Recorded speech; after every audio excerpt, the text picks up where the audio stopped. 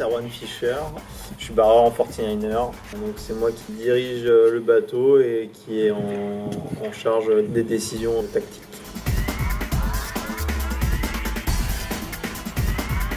Clément Pékin, je suis équipier et c'est moi qui gère le réglage des voiles à bord du bateau. Et là du coup on est à Lanzarote dans les Canaries pour s'entraîner un maximum et puis connaître parfaitement le plan d'eau pour préparer au mieux le championnat du monde.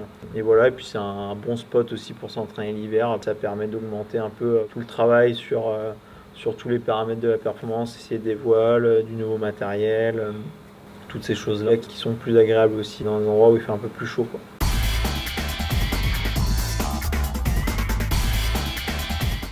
Content parce que le bateau on a réussi à bien le régler là, on avait des super bonnes sensations à bord là. Non, c'était chouette, faut continuer comme ça et puis ça va bien se passer, mais ouais on est content en tout cas de ce qu'on fait depuis le début et puis hâte d'être demain, ça va être cool. Donc on passe beaucoup de temps sur l'eau, c'est la priorité un petit peu de ce stage là.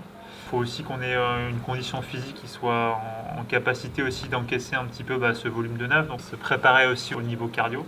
Voilà, généralement on fixe avec notre coach un cadre en début de semaine.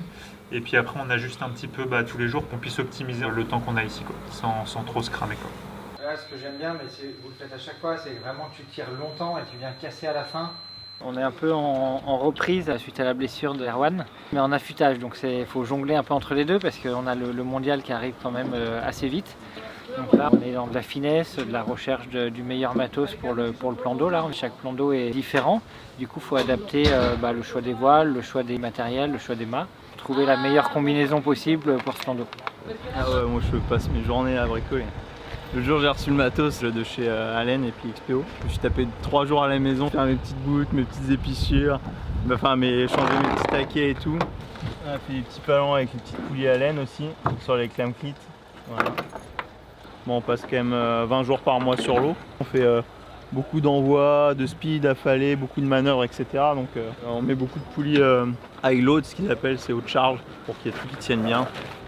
Et c'est quand même top.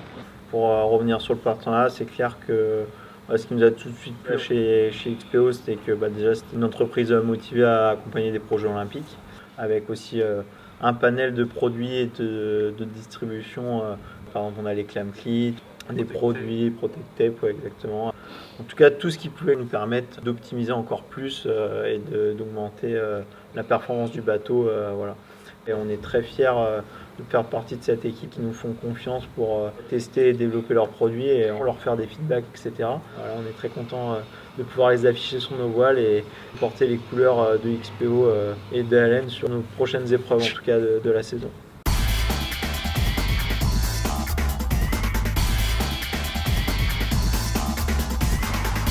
C'est sûr que nous, notre premier objectif d'abord, c'est de se qualifier aux Jeux Olympiques. Mais avant tout, il faut avoir le ticket pour entrer dans le bus. Et une fois qu'on est dans le bus, on ira chercher notre destination finale qui est le petit podium sur les Jeux Olympiques, si tout se passe bien en tout cas. Mais voilà. Le couple il fonctionne bien, hein. Déjà ils ont un gabarit idéal pour le bateau.